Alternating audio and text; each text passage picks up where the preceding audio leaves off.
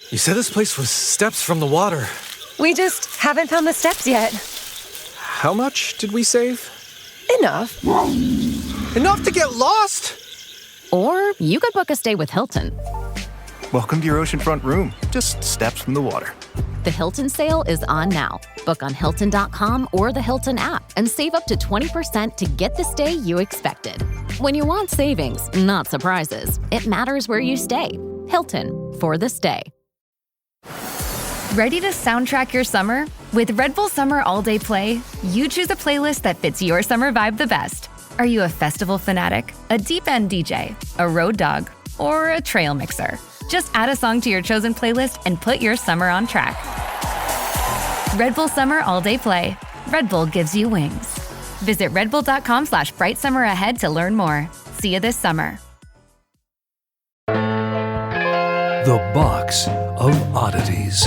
It's baby bird season. Today was a big day, a banner day. You had a lot of birds out there. There was a pair of cardinals, which I've seen before. They're beautiful. But today they brought their baby. And they were feeding their baby. They brought their baby to my bird feeder, and they were feeding their baby at my bird feeder. I could not even talk with Kat for about 20 minutes. Everything I said rolled off her back. We've been together for about 16 years. You start to notice things about a person after, Your quality reading time, for instance. Sure, exactly. I noticed today, I've seen you do this before, but today it really stuck in my mind. Whenever you see a cute animal, especially a baby animal, like that little cardinal you saw, you bend over and rub your ovaries. It's my biological clock. It's ticking, babe. I gotta have a bird. Well, that's certainly adorable and endearing. Also, it's closer to 18 years we've been together. Not quite, but almost. Mathing's hard. No shit. Yeah, that's right. We've been living together, either married or in sin, for 16 years. Either way, I like it. Sweetheart, you know I don't believe in sin. That's why I'm okay with gluttony. You saw my breakfast this morning.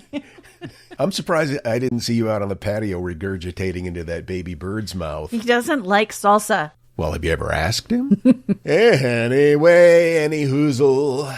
Jamie sent us an email suggesting this topic. They said, I thought the sinking of the Andrea Doria might be right up your alley. It's a ship that ran into another off of Nantucket. Apologies if you've covered this. Love the show. Say hello to the Pops for me. Have a wonderful day. Thank you so much. I will say hello to the Pops. Also, anything that involves Nantucket, I think, is some sort of joke. Part of a limerick. Well, that's understandable. I looked into the Andrea Doria. There are certain disasters that refuse to stay dead. And I mean, literally, they just keep taking people. This would be one of them. Oh.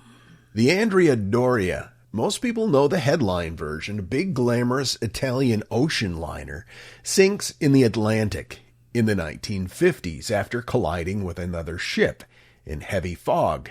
End of story. Except it really wasn't the end of the story. In fact, not even close. Because for decades, and still to this day, divers descend into the black Atlantic looking for this thing like it was some kind of an underwater haunted house. And every so often, the ocean doesn't give them back. My goodness. It's called the diver's graveyard by many. The Andrea Doria sits about 240 feet down right off the coast of Nantucket. Divers call it the Everest of Wreck Diving, which is always an encouraging nickname. Anytime human beings compare something recreational to Everest, statistically, people are going to die. You know that. Yeah. And the weird thing is, by the time many divers reached the wreck, the ship already looked pretty ghostly. Dining rooms collapsing inward, hallways tangled with fishing nets, chandeliers hanging sideways in the darkness, china plates piled up on the floor. Imagine it's like swimming through a luxury hotel while the building slowly crushes you. That's the Andrea Doria. Oof. It's really weird because it's only been down there since the 1950s. It's funny because I've been in some motels that felt pretty soul-crushing. Probably the last time they were cleaned was in the 1950s. But before all of that, it was one of the most beautiful ships in the world. It was a floating Italian palace. Post-war Italy wanted to show the world that it was elegant again and sophisticated, even modern, so they built this incredible ocean liner. Swimming pools, marble bathrooms, art galleries, custom murals, crystal, sculptures, first-class cabins, almost looked like movie sets. And it wasn't just transportation, it was national pride with propellers. People boarded the Andrea Doria to feel glamorous, to cross the Atlantic like, I don't know, like Cary Grant in the movies. But on July 25th, 1956, the fog rolled in. The Andrea Doria is heading toward New York. Meanwhile, another ship, the Swedish liner Stockholm, is coming the opposite direction. And both ships have radar. Both crews believe they understand where the other vessel is, but that was not the case. Each ship thinks the other one's going to turn. Oh. And neither of them do. Okay, that is not how you play chicken. Not successfully. One survivor later described the fog so thick that it felt like the world ended a few feet before the railing. You couldn't even see a few feet past it. And then suddenly this giant ship, the Stockholm, appeared. That must have been like a scene from Ghost Ship or something, which was a fine George Kennedy film from the 1970s. What is the one that I'm thinking of? The one that starts off just horrific where everyone gets Is that miniseries? Obliterated? No. It was a movie, and the first scene is just everyone on the ship gets obliterated. The captain gets decapitated, but from the jaw up. Oh, man. Why can't I remember what it is? Isn't it Ghost Ship? Maybe it's a new version of Ghost Ship. Maybe. I'm Googling it. Ghost Ship movie.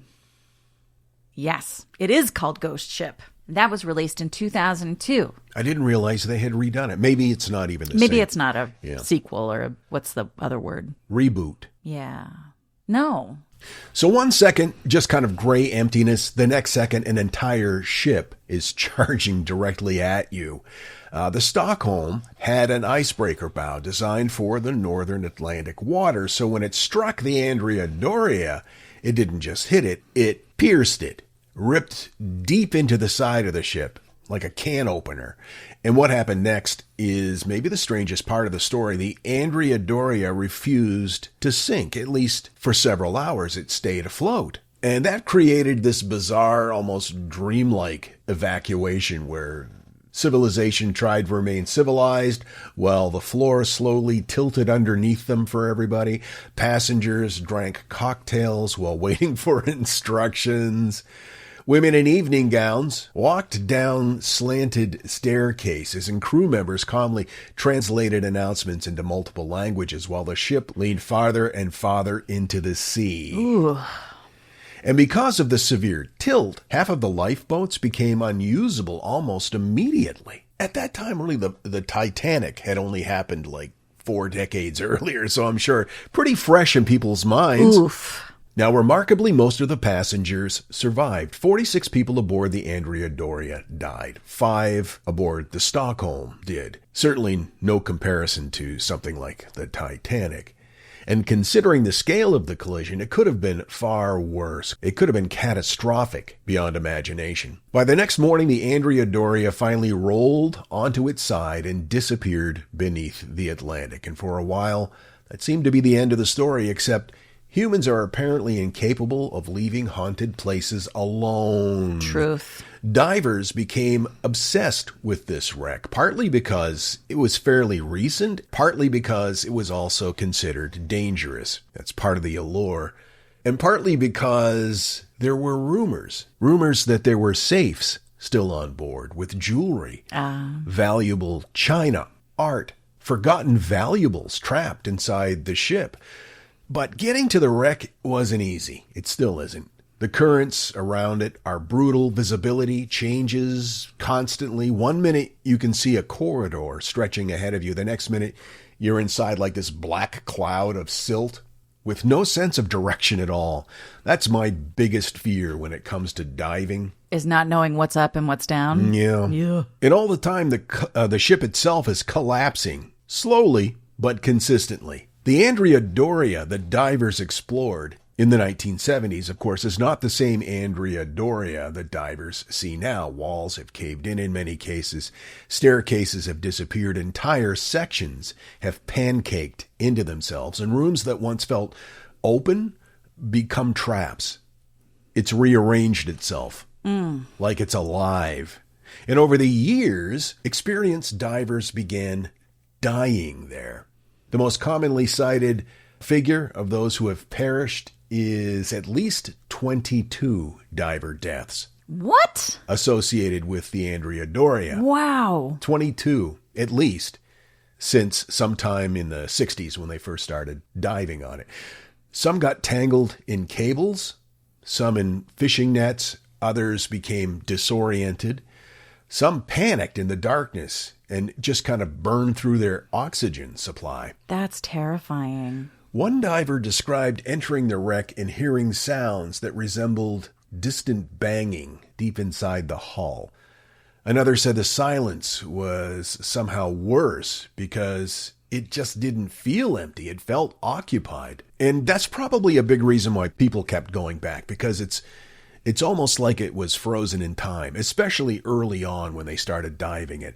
If a diver enters the Andrea Doria today, it's like they're swimming into July of 1956. Abandoned furniture. There's still luggage down there. It was a luxury liner that wasn't expecting to sink, and so many things were just kind of left in place. And that's a fascinating thought to me. I think it's even more fascinating to think that there would be a luxury liner that was expecting to sink. That would be a weird way to go about your sailing. Sure. It's not proper maritime protocol.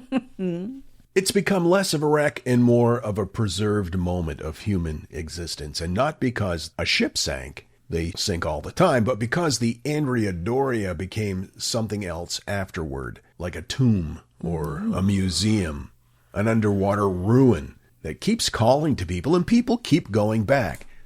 At least 22 have perished, and yet it has become an epic destination for some divers. I kind of get it. I mean, you're down 240 feet. That's pretty deep. I took scuba lessons. We've talked about this. I did not get my certification. I didn't go all the way through it. But I remember hearing stories about things that can happen once you get below 90 feet. You really start to risk getting the bends if you ascend too quickly. There was one instructor said when they first started diving that they ascended a bit too quickly and there was air caught under one of his teeth and it popped his tooth out. Oh, that's weird. Isn't that crazy? It's kind of neat though. I don't not like that. Okay. All right. My information came from the Encyclopedia Britannica, which is kind of ironic, the NOAA Maritime History Archives, PBS, History.com, and the New York Times Archives. Wow. Spooky. Also, Jamie's email, of course. Thank you. Thank you, Jamie. The new LinkedIn Hiring Pro can't undo your last hire.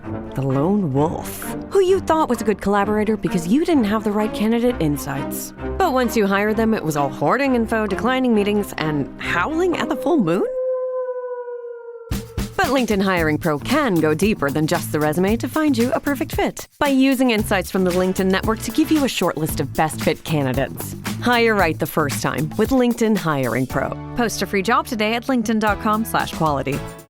This episode is brought to you by Nordstrom. Whether you're packing for a vacation or dressing for a wedding, Nordstrom has head-to-toe looks for wherever summer takes you. From swimwear and bold color to romantic florals and dresses that make an entrance. Find the right style for every unforgettable moment. Shop new arrivals from brands you love like Farm Rio, Free People, Vince, Waif, and Stod. Plus free shipping and returns and styling help whenever you need it. Make it all so easy. Shop now in stores at Nordstrom.com or download the Nordstrom app. And now, that thing in the middle. Today's thing in the middle, another opportunity to share with you part of our podcast family from beneath the Hollywood sign. And being a big fan of dark Hollywood history, I'm really excited about this. Hey everybody, it's Steve and Nan of From Beneath the Hollywood Sign, the podcast where we cover the movie stars, the films, and the secret scandals from Hollywood's golden era.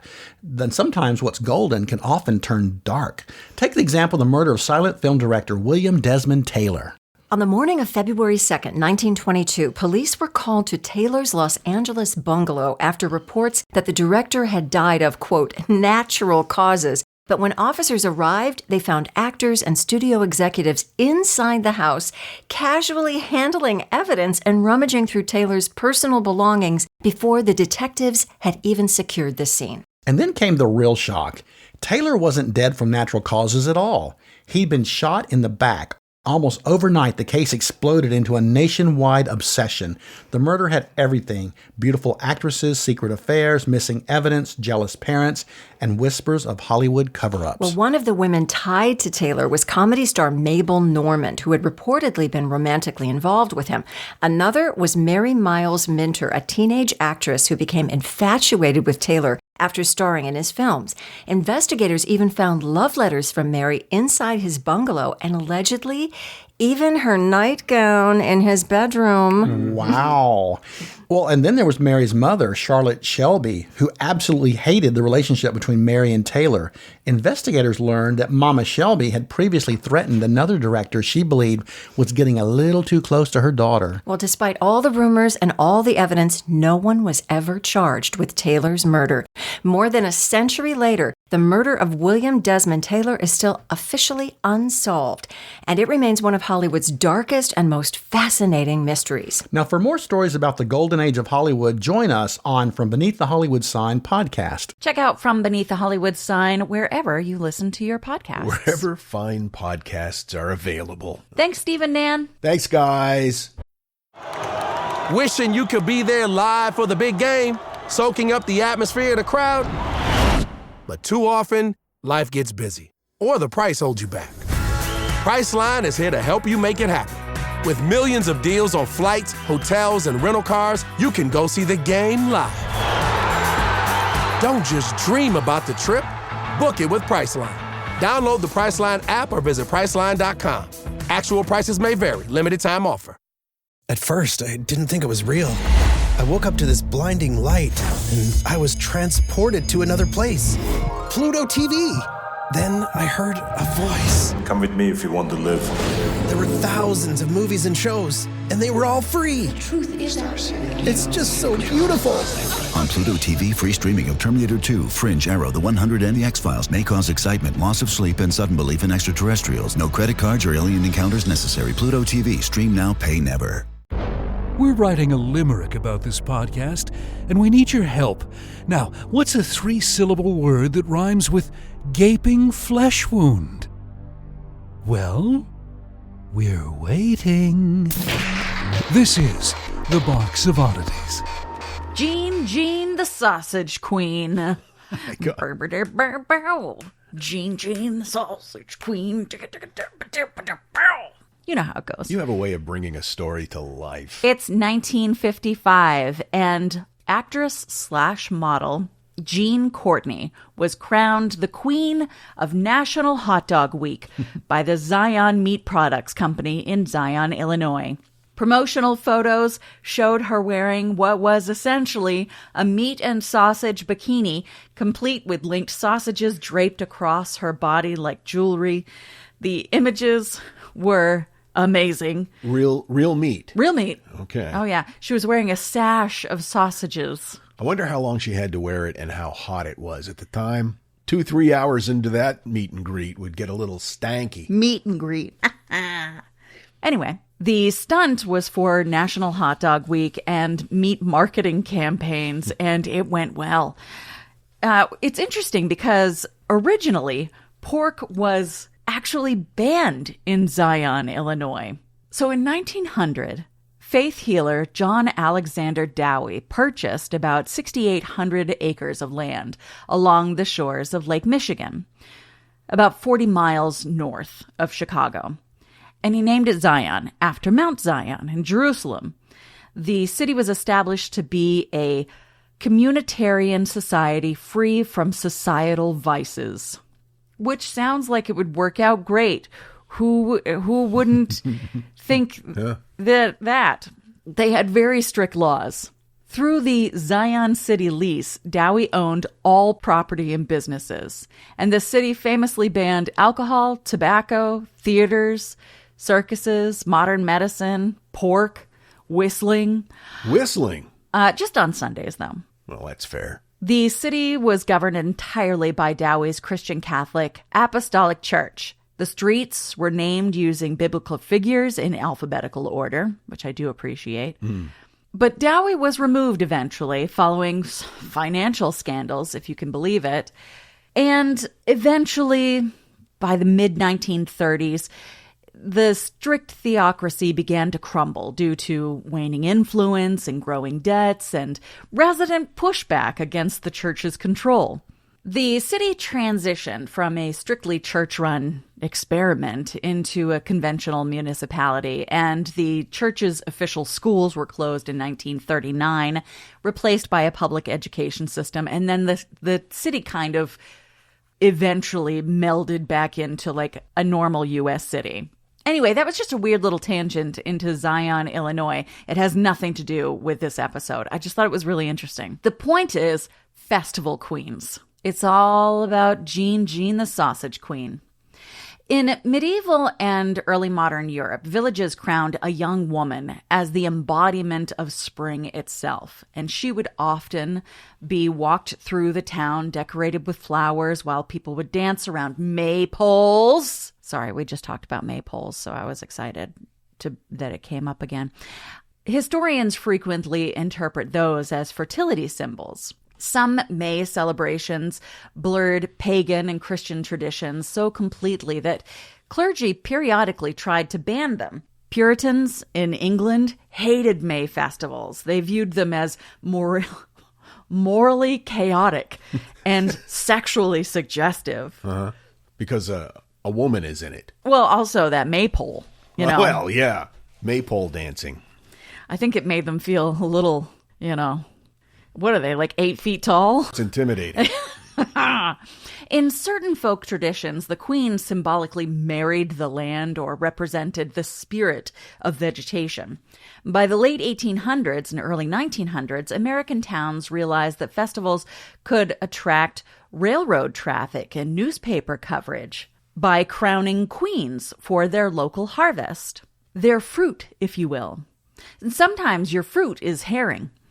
The Scottish Herring Queen is crowned every year at a summer festival in Eyemouth, or Eyemouth, or I don't know, it's Scottish.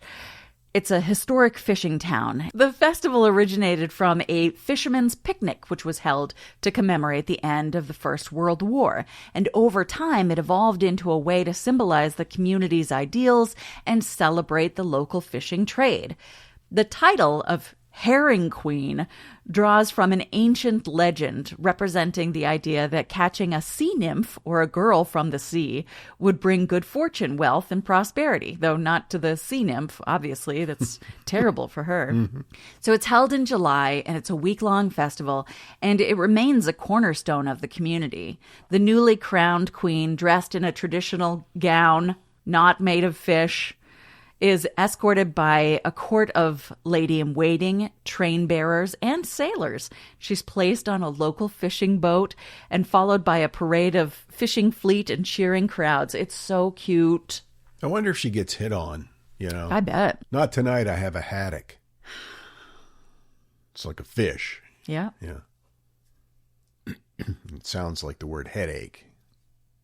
That's why I said it.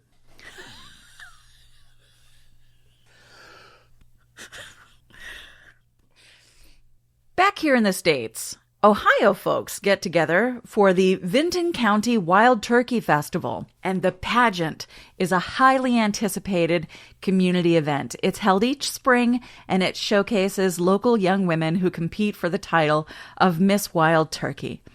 This has been going on since 1985. It's wild because it does seem like something that would be a holdover from an earlier time. Yeah, like the mid-1800s. Yeah, but no, it's the mid-1980s. But it's actually an effort to celebrate Ohio's successful reintroduction of the eastern wild turkey. So by 1900, the wild turkeys had completely disappeared from Ohio due to deforestation and unregulated hunting. So following World War II, state wildlife officials attempted to bring them back, which is noble. It's queen crowning worthy event, in my opinion. Also, you'll find that a lot of these festivals, if they're not holdovers from like a much more old tradition, are post-war. It's got to do with that post-war boom and the post-war optimism that happens. And that surprises me because clearly back when America was mostly rural areas, the only thing to do was like a county fair. They looked forward to it. And of course, that they could show off their livestock and stuff. I can see how that would be part of that culture. And I always assumed it was. And in a lot of places, you're exactly right. But not always. Not always. Interesting. Sometimes it had to do with Ohio and turkeys. Railroads, chambers of commerce, and produce associations realized that newspapers loved photographs of smiling young women in crowns standing next to giant produce. Towns became very competitive about their queens. Communities argued over whose queen was the most beautiful and whose festival was the official pumpkin festival or whatever. Right. Which city was the crop capital, whose float was the biggest, and whose queen got more newspaper sales. Some festivals even sent queens to compete against one another at state fairs or tourism expos. Oh, wow. In the 1920s through the 50s especially, queens became intertwined with railroad expansion and highway tourism, state identity campaigns. The idea of road trips was like a big deal in cars and car expansions. And so there were like car queens, and then there were motel queens, and then there were this road queens. Unfortunately, early 20th century pageants were often heavily also intertwined with ideas about ideal womanhood and whiteness and social class. Some festivals required queens to not just avoid scandals, but maintain strict behavioral codes, like never appearing intoxicated in public and remaining unmarried until the end of her reign. Which, can you imagine, like, a zucchini coalition telling you that you cannot get married? So weird. Yeah, I'd like to marry you, but apparently that would be in violation of the codes from the American Spinach Council. Now, as I mentioned, a lot of this came from post-war optimism, and in the 50s, a lot of it exploded because now it could be televised. Ooh. And as social norms changed, pageants became more and more about, like, what could that lady show you? And how beautiful was she? And how small is her bikini? You know. But as we've moved on in society, pageants are increasingly being reframed, more about scholarships and leaderships and volunteerism, even professional development. So maybe your cranberry queen is actually a cranberry harvester this time, and not just a bony lady in a bikini. It's less icky for sure, but there are still remnants of pre-Christian fertility customs displayed in all of these pageants, which still happen all over the world. Their ancient pagan fertility rites eventually becoming the pickle queen waving from a Chevy sponsored by the Rotary Club. It's a magical thing that we still get to experience, but in a very different way. You've told me about your peanut party. Is that what that was? Yeah, the peanut carnival in my hometown. Every year they did, I don't know if they still do it, but in Holton, Maine, they would turn one of the municipal tennis courts into like this. They called it a carnival, but you would buy a bag of peanuts and you'd go around and you would play different types of games like ping pong balls and muffin tins and things like that. It would cost like 3 peanuts or whatever. And so peanuts were the currency. And a dear friend of mine ran for Peanut Carnival King. Oh. He was, I don't know, maybe 7 or something. Oh, wow. At the time. And you know who I'm talking about, Mikey. Oh, I didn't know that he ran for Peanut Carnival King. Yeah, and he... Did he win? No. And he went home and he made himself a crown out of construction paper and crayons. Oh, that sweet baby. I know. I love him so much. He's a sweet guy. And I think he probably deserved to be Peanut Carnival King. I don't think a single person I know would make a better Peanut Carnival King than a little tiny baby 7-year-old Mikey. Anyway, Maine has a lot of those festivals. They do. And I think a lot of it's because we are so rural and so much of our, what's the word?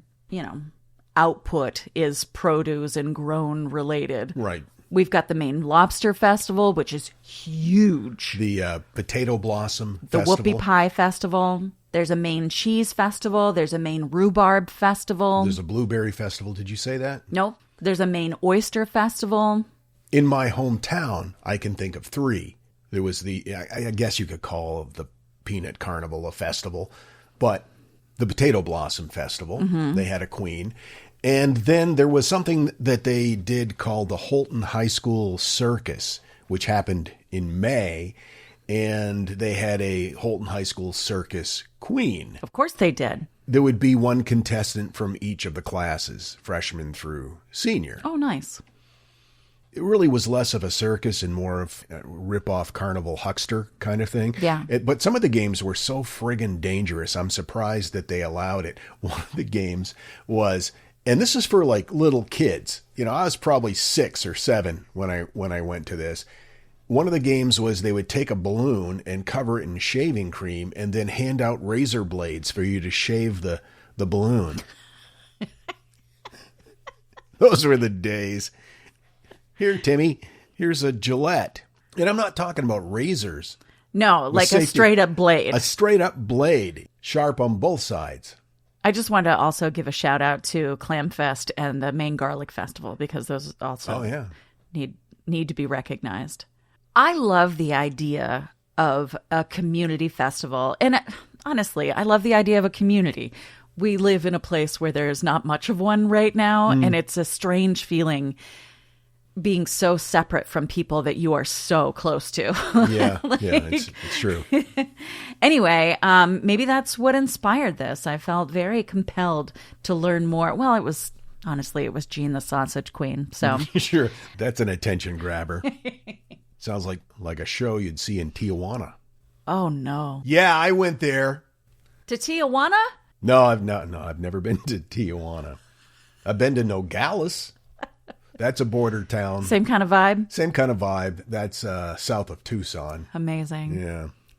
Anyway, we've gone way off the rails here. Thanks so much for hanging out with us today. Yeah. If you have ever been the queen of any sort of produce or product whatsoever, or product at all, the weirder the better, please let me know about it. Maybe we'll feature you. I'm so curious. I've got to know. And while you're crafting that email, I'll take this opportunity to say we'll see you next time. Until then, keep flying that freak flag. And fly it proudly, you beautiful freak. And so, let it be known that the Box of Oddities belongs to you, and its fate is in your hands. The Box of Oddities commits to the telling of stories of the strange, the bizarre, the unexpected. We wish to offer our deeply felt gratitude and appreciation for your patronage. TheBoxofOddities.com. Copyright 2026, all rights reserved.